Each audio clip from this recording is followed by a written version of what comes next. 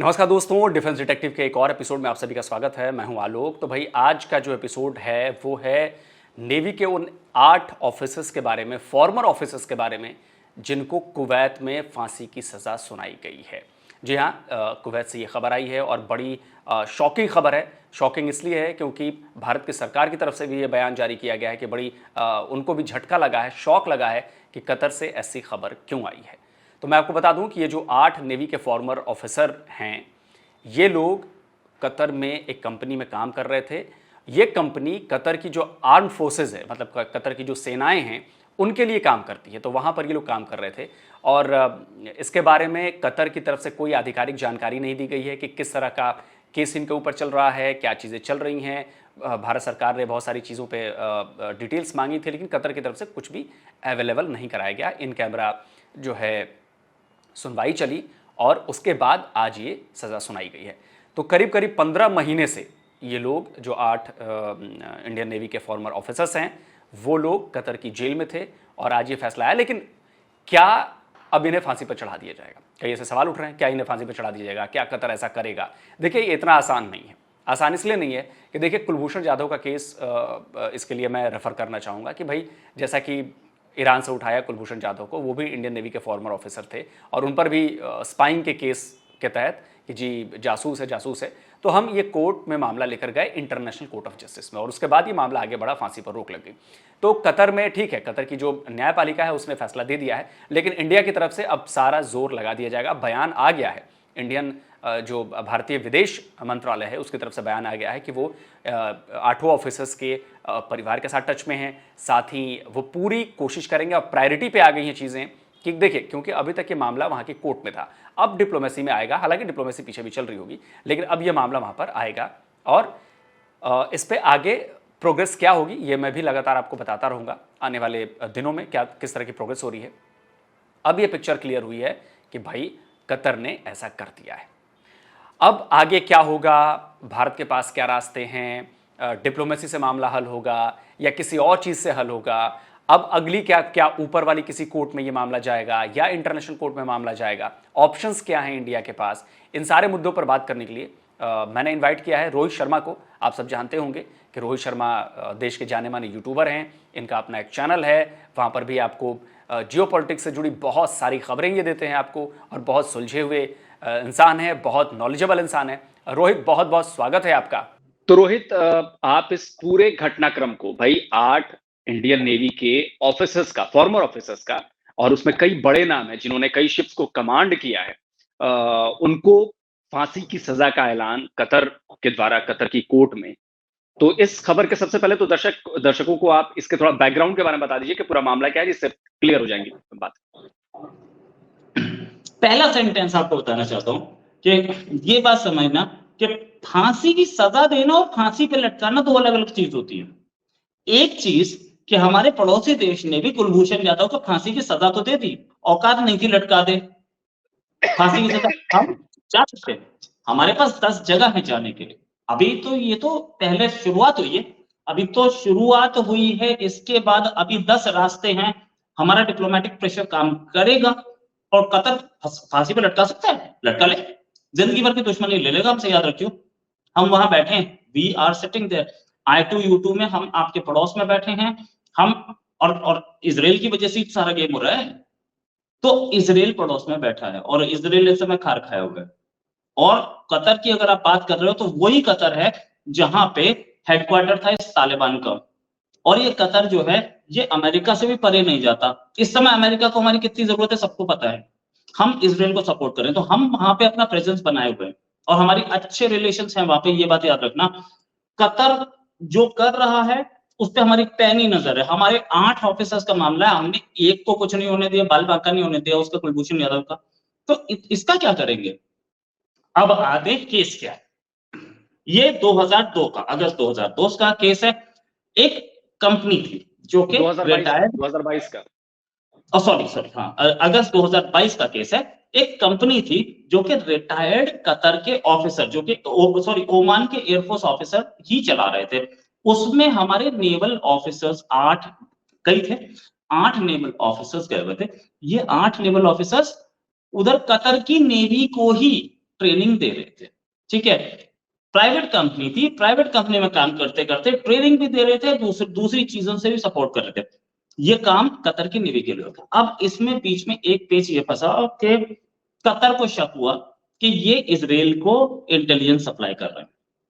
कैसे शक हुआ, क्या नहीं हुआ, इसका कोई प्रूफ अब तक कहीं आने नहीं दिया गया, क्योंकि डिफेंस का मामला था, तो अंदर ही अंदर कहीं ट्रायल हो गया और उसमें फांसी की सजा भी दे दी गई। चलो ठीक है, तुम्हारा अपना जस्टिस सिस्टम था, तुमने जो करना था कर दिया। अगर इंडिया और कतर की बात करें तो इंडिया और कतर की दोस्ती काफी पुरानी है।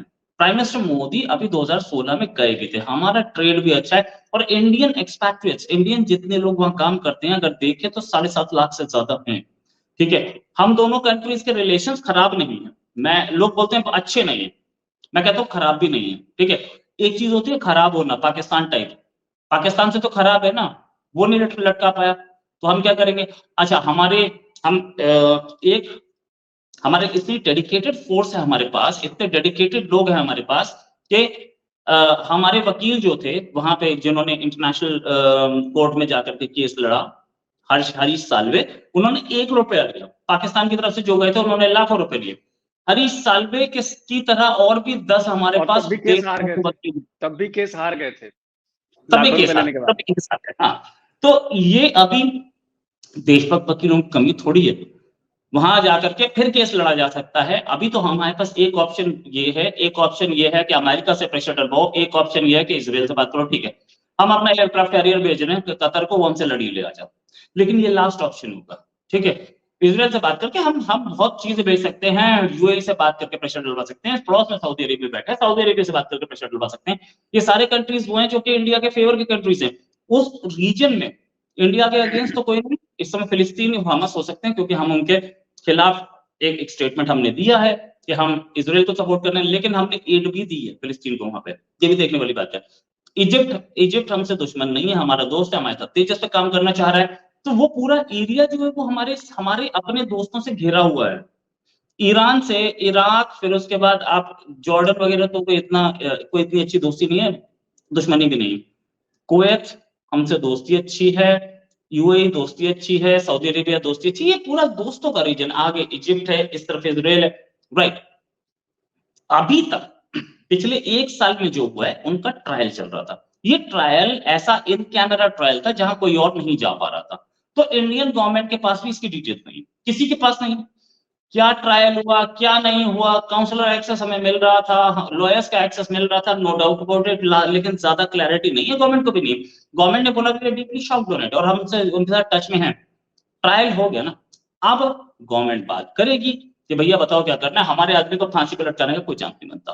तो ये जो है, अच्छा दूसरी चीज, एक तरफ इसराइल पैलेस्टीन वॉर चल रही है और उसी में सब आदमी सब आर्म ट्विस्टिंग भी कर रहे हैं सारे कंट्रीज। सऊदी अरेबिया का किंग एंटनी ब्लिंकन को काफी कई रात में पहुंच गए, पूरा रात टाइम नहीं दिया, अगले दिन सुबह सुबह 7 बजे का टाइम दिया, आके मिलने आ जाओ, एंड देन मांगा क्या कि यार हमें एक वो दे देना, हमें न्यूक्लियर वेपन चाहिए, ठीक है। और वो न्यूक्लियर वेपन की खबर तो सामने नहीं आई, बाकी 10 खबरें सामने आ गई कि ये मांगा जो मांगा। इस समय सब आर्म ट्विस्टिंग कर रहे हैं, हो सकता है वो आर्म ट्विस्टिंग के भी मूड में हो कि जिससे हम कुछ बेनिफिट्स ले सकते हैं, व्हाटएवर, अगर वो लेना चाहते हैं तो हमें बताएंगे, नो डाउट अबाउट इट। लेकिन इस समय हम लोग जैसे बोलते हैं बिलियंस ऑफ डॉलर्स का ट्रेड कर रहे हैं गल्फ रीजन से, हमारे अच्छे रिलेशंस हैं, ये वही रीजन है, अगेन ये वही रीजन है जहां से इंडिया का इकोनॉमिक कॉरिडोर निकलेगा, और इस इकोनॉमिक कॉरिडोर में कतर अपना शेयर चाहता है क्या, ये भी देखना पड़ेगा, क्योंकि इन सबको फांसी की सजा देने का मतलब, और कतर को भी पता है मैं फांसी पे नहीं लटका सकता इन्हें, सीधी सी बात है। इंडिया ने कुलभूषण यादव नहीं लटकने दिया, बिल्कुल होस्टाइल कंट्री में, तो इनका क्या करेंगे। तो शायद हो सकता है ये आर्म ट्विस्टिंग हो कि भाई इस कॉरिडोर में हमें भी रहो, क्योंकि वो कॉरिडोर ट्रिलियंस ऑफ डॉलर्स का है और उससे ट्रिलियंस ऑफ डॉलर्स का ट्रेड निकलेगा। तो वैसे भी टर्की भी बात कर रहा है उस कॉरिडोर में घुसने के लिए, एक रेल लाइन जानी है सऊदी अरेबिया से या गल्फ से वाया टर्की ऊपर यूरोप में, तो टर्की भी तो बातचीत कर रहा है। Everybody wants cut off the cake, तो उसमें भी हो सकता है। मुझे ऐसे कोई चांसेस नहीं दिख रहे हैं कि ऐसा खराब टाइम आया कि इनको फांसी पे लटकाया जाए। हाँ, एस्पियोनेज चार्जेस तो कोई नहीं होंगे, ये भी पक्का है। हाँ, अब बंद कमरे में इन्होंने क्या किया है, we don't know, government of India को नहीं पता तो मुझे कैसे पता होगा, लेकिन हाँ, ये पक्का है कि इंडिया अपने आदमियों को कुछ होने नहीं देगा। प्राइम मिनिस्टर मोदी इस मामले में और जयशंकर साहब सब इस मामले में कंसर्न थे, और करीब 1 साल से हम इस पे कंसर्न दिखाई रहे हैं। एक्सटर्नल अफेयर्स मिनिस्टर के एक्सटर्नल अफेयर्स मिनिस्ट्री के स्पोक्स पर्सन भी बोल चुके हैं कि हम फैमिलीज के साथ टच में। आज जो रिलीज निकली है उसमें भी ये है कि वी आर शॉक्ड, तो दैट मीन्स टच में है। आगे क्या होगा हम देखेंगे, पता चलेगा, और हो सकता है कि कुछ टाइम और लगे तो हम छूट जाए। लेकिन इनकी बेल के अटेम्प्ट्स कई बार किया गया था, बेल का अटेम्प्ट्स जितने भी थे सारे फेल हुए थे, बेल नहीं दी गई थी। थोड़ा स्ट्रिक्ट जरूर है, लेकिन फिर भी will see what can be done. लेकिन रोहित, ये भी तो सवाल बनता है ना कि हर तरफ हम अपने विदेश जो हमारी नीति है उसकी चर्चा करते हैं कि जी 56 इंच का सीना और ये बिल्कुल मजबूत बाजू, और जयशंकर साहब तो बिल्कुल क्या गजब के हैं, इनके जैसा तो कोई है नहीं। लेकिन दूसरी तरफ 1.25 साल हो चुके हैं, 15 महीने, अगस्त 2022 से अगर देखें तो 15 महीने हो गए, मतलब ऐसा होने दिया आपने। क्या हम इसे विदेश नीति का फेल्योर नहीं कहेंगे क्या? इसको दूसरे एंगल से लीजिए कि अभी हम ये देख रहे थे, हमने काउंसलर एक्सेस दिया था, हमने उनको लीगल एक्सेस दिया था, लीगल सपोर्ट दिया था, नो डाउट अबाउट इट, ये क्लैरिटी है, ठीक है। दूसरी चीज, हमने ट्रायल खत्म होने का इंतजार किया था, क्योंकि जब ट्रायल चलता है तो कोर्ट सबकी जुडिशरी इंडिपेंडेंट है, हमारी जुडिशरी इंडिपेंडेंट है। हमारी जुडिशरी ने या उनकी जुडिशरी ने जो जजमेंट देना था वो दे दिया। अब आएगा पार्डन का काम, अब डिप्लोमेटिक प्रेशर काम करेगा। इससे पहले जुडिशरी में कोई डिप्लोमेटिक प्रेशर काम करे, पाकिस्तान की जुडिशरी में चलता होगा और चलता भी है, लेकिन दूसरे कंट्रीज में कतर की और सऊदी की, इनकी जुडिशरी डिप्लोमेटिक या पॉलिटिकल प्रेशर में नहीं आती है जनरली, या अमेरिकन या इंडियन ही कौन सी आती है। इंडियन जुडिशरी प्राइम मिनिस्टर को तो लपेट देती है, तो जुडिशरी का डिप्लोमेटिक प्रेशर से या डिप्लोमेटिक चीजों से कोई लेना देना नहीं होता। अब हम डिप्लोमेटिक बातचीत कर रहे हैं, चल रही है, और उसके बाद ये जो प्रेसिडेंशियल पार्डन या जो बोलिए कि जो भी पार्डन मिलेगा, प्रेसिडेंशियल पार्डन नहीं तो कोई और पार्डन उनके पास होगा, जो भी पार्डन मिलेगा या मिल सकता है अगर, तो आगे का जो स्कोप है वो सारा का सारा गवर्नमेंट ऑफ इंडिया देखेगी। जब तक जुडिशरी में चल रहा था हम लोग जितना दे सकते थे हमने दिया है उन्हें, ऐसा नहीं है कि हमने छोड़ दिया था। हाँ, हम प्रेशर करके उनकी इन्वेस्टिगेशन को खराब कर सकते थे, वो मुश्किल था क्योंकि डिफेंस का मैटर था, ये समझने वाली बात है। कतर भी उसमें से हेराफेरी नहीं कर सकता। डिफेंस का मैटर था, इजराइल का मैटर था, एक ऐसे कंट्री में, अच्छा इजराइल एक ऐसा कंट्री जिससे सारे सारे अफ्रीकन, सारे अरेबियन कंट्रीज अच्छे रिलेशंस बनाना चाह रहे हैं। तो अगर इस बात पे किसी को फांसी हो रही है तो अब्राहमिक अकॉर्ड्स कहीं ना कहीं डेंट लेते हैं। पहले ही इजराइल हमास वॉर की वजह से बहुत बड़ा सेटबैक मिला है अब्राहमिक अकॉर्ड्स को, तो हम ये देखेंगे कि हम प्रेशर कहां तक डाल सकते हैं और कितना डाल सकते हैं। पार्डन इट इज अ वे, और जो कि मुझे नहीं लगता इतना टफ होना चाहिए, लेकिन हो सकता है कहीं ना कहीं गड़बड़ हो उसमें, टफ नहीं होना चाहिए, इसमें भी कोई लेकिन शक नहीं। रोहित, एक चीज और मैं पूछना चाहूंगा। आपने कहा कि हो सकता है कि कतर आर्म ट्विस्टिंग का रास्ता ले रहा हो, लेकिन क्या कतर के लिए आर्म ट्विस्टिंग करने का ये जो रास्ता उसने चुना है, कहीं ये घातक तो साबित नहीं हो जाएगा? मतलब ऐसे, ये तो बिल्कुल डायरेक्टली धमकाने और डायरेक्टली वो करने वाली बात होगी। ये मतलब कोई डिप्लोमेटिक तरीका या डेमोक्रेटिक तरीका नहीं है आर्म ट्विस्टिंग करने का, मुझे लगता है। देखो, अब आएगा आगे, अब तक जो हुआ है, अब आएगा आगे सर, अब डिप्लोमेसी बातचीत अब शुरू होगी, क्योंकि अब तक कोर्ट का मामला था, तो अब तक भी चल रही होगी डिप्लोमेसी बातचीत, अब तक भी चल रही होगी, हो सकता है उन्होंने पहले सेटिंग कर ली हो। अब तक चल रहा था जो थी, अब प्योर डिप्लोमेसी है, अब लीगल एंगल उसमें खत्म हो चुका, जस्टिस सिस्टम उससे अपना जस्टिस दे चुका है। अब आगे बात करेंगे, नो डाउट कतर ने जो तरीका अपनाया है बहुत स्ट्रॉन्ग है, इसमें कोई शक नहीं, थोड़ा गड़बड़ है, लेकिन अगर आगे फांसी तक पहुंचे तब जाकर के डिजास्टर्स होगा। अभी भी अगर छोड़ा तो कतर के फेवर में जाएगी ये बात, क्योंकि कतर ने इंडिया की बात मान ली और उन लोगों को छोड़ दिया जिनको फांसी की सजा हुई थी, और हमने ऐसा पहली बार नहीं देखा है इतिहास में। बहुत सारे कंट्रीज के ऐसे लोग जिनको फांसी की सजा हुई थी, ऐसे ही केसेस में उनको छोड़ा गया है, प्रिजनर स्वैप के जरिए छोड़ा गया है, या जैसे भी छोड़ा गया, लेकिन छोड़ा गया है। ऐसे लोग अपने घर वापस पहुंचे, अपने कंट्री वापस पहुंचे हैं। तो ये कोई नई चीज नहीं है, अपने तरीके का पहला इंसिडेंट नहीं है। ऐसा अमेरिका और सोवियत यूनियन में भी हुआ, और अभी हाल में अमेरिका और रशिया ने दोनों ने स्वैप किए ऑस्ट्रिया में। तो ऑस्ट्रिया वियना में, सॉरी ऑस्ट्रिया कैपिटल वियना में स्वैप किया। ये भी होता है, लेकिन इसमें स्वैप जो होता है दुश्मनों में होता है जनरली। स्वैप आसानी से, इसमें तो आराम से भी छोड़ा जा सकता है, और ये भी हो सकता है कि दे दो।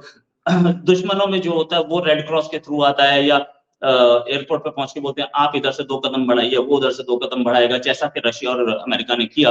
वो दोनों ने क्रॉस कर लिया एक दूसरे को एयरपोर्ट पे, ठीक है, वो मैं मानता हूँ। लेकिन इसमें क्योंकि हमारा दुश्मन कंट्री नहीं है, वहां से बात होगी तो वो छोड़ देंगे, और उनके कुछ हमने छोड़ने तो छोड़ देंगे, हमारे पास कुछ नहीं है तो ठीक है।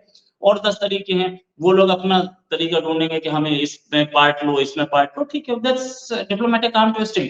ऐसा कोई अभी तक बातचीत हुई नहीं है मेरे हिसाब से जो पब्लिक में आई हो। ऐसी कोई बातचीत पब्लिक में नहीं आई है कि हम इनको छुड़वाना चाह रहे हैं, आप इनको प्रेसिडेंशियल पार्डन दो। ये बातचीत पीछे जरूर हो रही होगी, बैकडोर डिप्लोमेसी ऑन होगी आज, और आज ही नहीं, आने वाले 2-3 महीने तक हम देखेंगे कि इसमें बातचीत चलेगी। इवेंचुअली क्या होगा, ये गवर्नमेंट, क्योंकि अपने फॉर्मर नेवल ऑफिसर्स को इंडिया फंसने तो नहीं देगा। अगर हमने अगर मैं अभी एक स्टडी पढ़ रहा था थोड़ी देर पहले, इंडिया के जितने भी लोग हैं एक्सपैट्रिएट्स, इंडिया के एक्सपैट्स जितने हैं कतर में 7.5 लाख, ठीक है, टोटल कतर की पॉपुलेशन के 25% बनते हैं। अगर वापस बुला लिए तो बट्टा बढ़ जाएगा कतर का, अकेला ये नहीं है, नहीं, हमारे पास 10 ये और बात तरीके। ये बात आपकी सही है, और मुझे लगता है कि कतर भी ये बात अच्छी तरह से जानता होगा कि भारत से इस तरह पंगा लेने का मतलब क्या है। लेकिन तब भी उसने पंगा लिया। पंगा इन द सेंस मैं ये कह रहा हूं कि अब जरा मैं इसे ले आता हूं थोड़ा, मतलब क्या कहूं, फैमिली के लेवल पे। जो इनकी फैमिलीज हैं, सॉरी, जो 8 नेवल ऑफिसर्स की, फॉर्मर नेवल ऑफिसर्स की, ये लगातार, मैं ट्रिपेन को काफी लंबे टाइम से फॉलो कर रहा हूँ, ये लगातार गवर्नमेंट ऑफ इंडिया से गुहार लगा रही थी कि भाई कुछ किया जाए, कुछ किया जाए।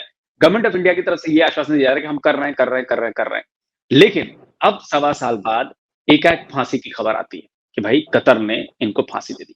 मैं जरा आपसे ये समझना चाहता हूं कि अब उन परिवार वालों की हालत क्या होगी। क्या गवर्नमेंट ऑफ इंडिया जो उनको भरोसा दे रही थी, क्या वो भरोसा कायम रह पाएगा अब उन परिवार वालों के पास?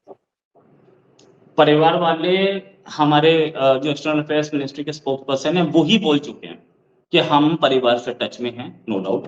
परिवार वालों की स्थिति क्या होगी सब जानते हैं कि क्या पोजीशन होगी, भयंकर टेंशन होगी।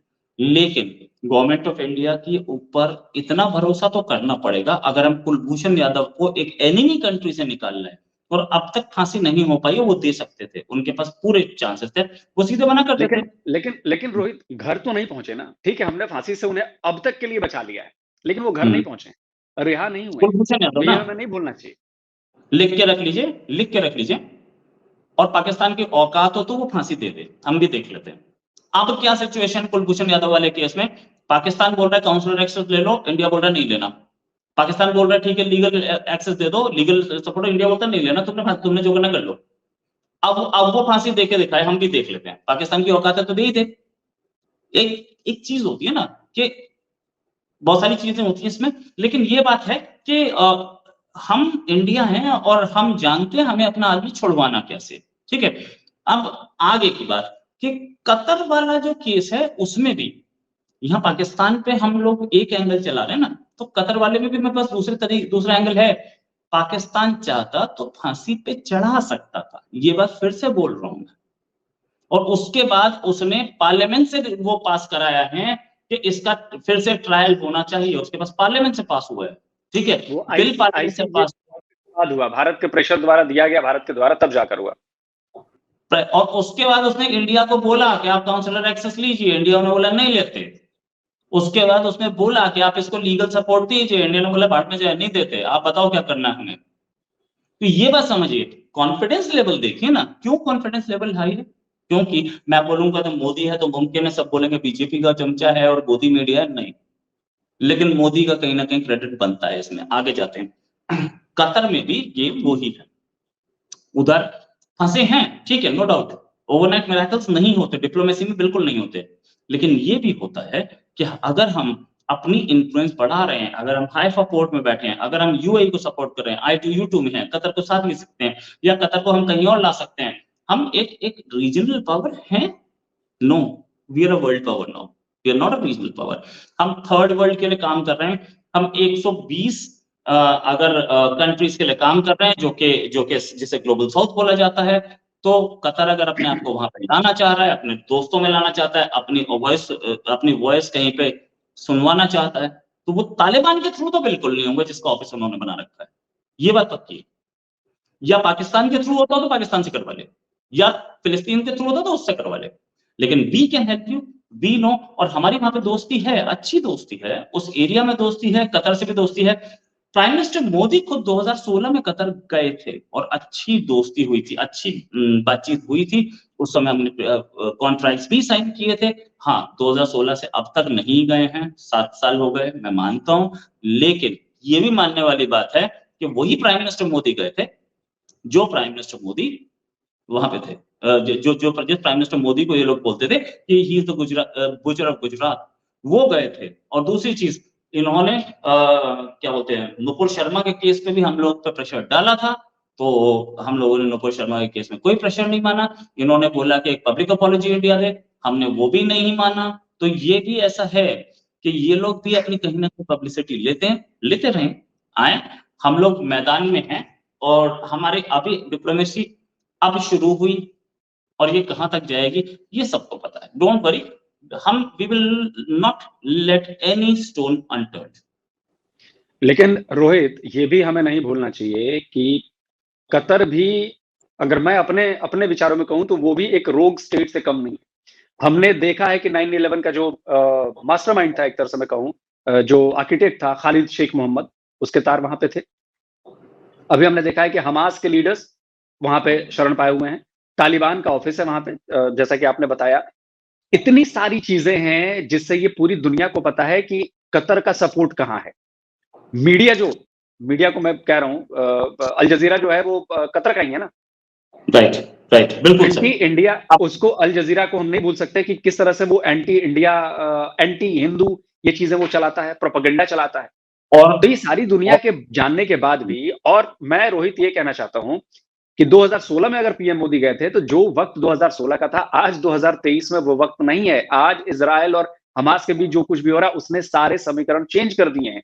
तो इसकी मतलब कितनी संभावना आपको लगती है कि कतर जो है वो इस केस में भारत की सुनेगा, और इसके जरिए क्या वो इजराइल को दबाव में नहीं लाएगा, भारत को परेशान करेगा? इसराइल के दबाव में तो बिल्कुल नहीं आ रहा है।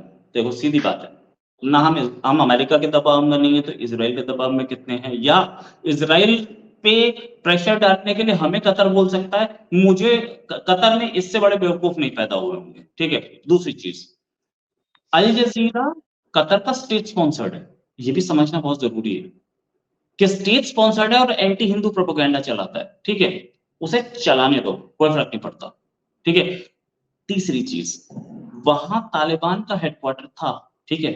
स्तनकजई जो कि वहां पे एम्बेसडर थे, वो हमारे एम्बेसडर से, वहां पे एम्बेसडर नहीं थे, वहां पे चार्ज अफेयर्स थे, उनसे मिलने गए थे। जब यहाँ पर इस समय स्तनकजई डेप्यूटी फॉरेन मिनिस्टर है तालिबान का, उस समय स्तनकजई वहां पे एम्बेसडर था। स्तनकजई बातचीत कर रहे थे सारी, स्तनकजई जाकर के हमारे एम्बेसडर से मिले थे।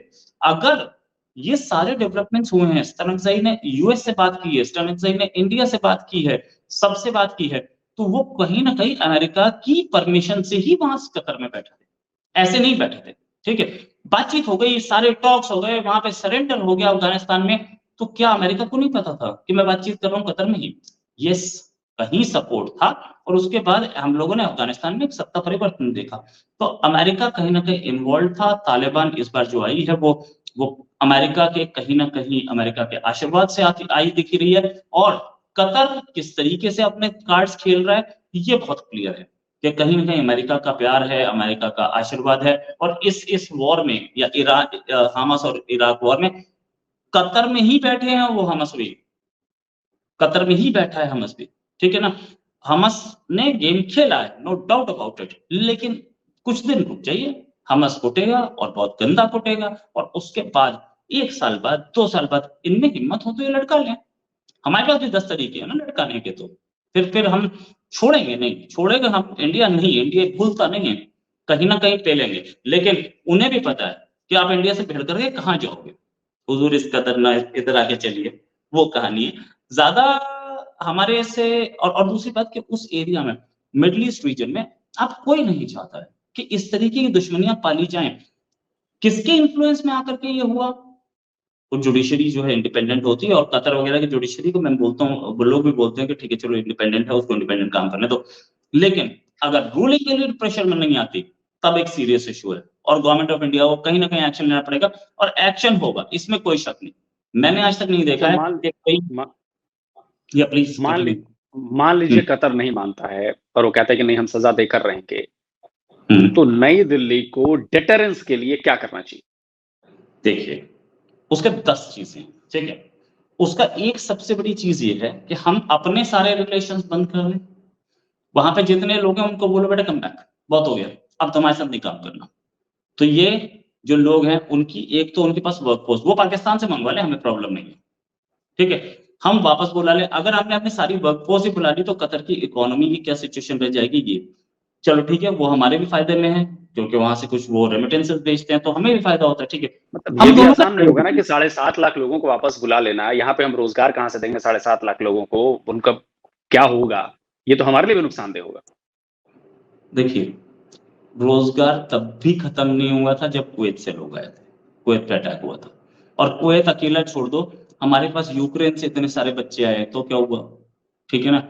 बहुत है, हमारी गवर्नमेंट और इंडिया की कैपेबिलिटीज़ जो हैं, आप समझिए कि आप जल्दी इस फास्टेस्ट राइजिंग इकोनॉमी में 5 ट्रिलियन इकोनॉमी और अभी मैं कहीं पे पढ़ रहा था कि 2028 तक India will be 18% of global GDP. तो अगर ऐसा कुछ है, तो मुझे नहीं लगता वो 18% होगा, लेकिन अगर रिपोर्ट दे रहा है 2038 तक का शायद, अगर ऐसा भी है तो बढ़िया है और नहीं भी है, चलो मैं कहता हूँ नहीं भी है यार, 5 ट्रिलियन डॉलर की हम लोग इकोनॉमी बन रहे हैं।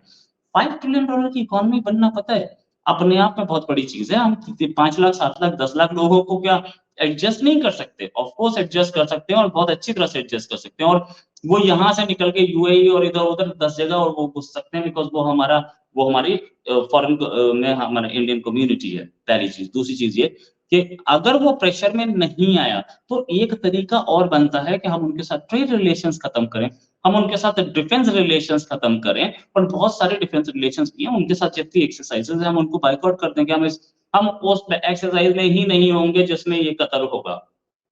तो बहुत सारी चीज़ें हैं, कतर अपने आप को एक एक इमर्जिंग पावर मानता है गल्फ का कि मैं यहाँ पे बेसिकली सऊदी अरेबिया, यूएई की एक लड़ाई चल रही है, जिसमें कतर ये सोचता है कि मैं भी एक रीजनल पावर हूँ और मैं भी गल्फ के एरिया का एक पावर हूँ, मुझे माना जाए। तो गल्फ को अगर अगर इंडिया ने उसको इग्नोर करना शुरू किया, तो अमेरिका पक्का करेगा, ये गारंटी। और अमेरिका ने किया, तो Qatar will have no other option but to go to China, that's it. तो ये भी चीज़ें हैं, कतर ऐसा कोई रोग स्टेट नहीं है, जिस तरीके से अफ़गानिस्तान था किसी ज़माने में आईसीए 814 के टाइम पे। हाँ, कतर भी इंटरनेशनल एरिना में रहता है, कतर भी वही रोटी खाता है और कतर हमसे बहुत सारे सीरियल्स लेता है, हमसे बहुत सारा खाना-पानी लेता है, हम भेजते हैं उसे। अगर नहीं देंगे तो फूड क्राइसिस के टाइम पे जहाँ से महँगा मिल रहा है खरीद ले। We have enough of things to do it. चलिए रोहित, तो मुझे लगता है कि उम्मीद तो यही की जानी चाहिए और हम सबको भी यही उम्मीद है कि भाई जल्दी से ये मामला सॉल्व हो और वो 8 के 8 जो हमारे नेवी के फॉर्मर ऑफिसर्स हैं, वो वापस सकुशल देश वापस आएँ और अपनी फैमिली से मिलें। बहुत-बहुत शुक्रिया रोहित आपका बातचीत करने के लिए और मेरे शो पे आने के लिए। शुक्रिया।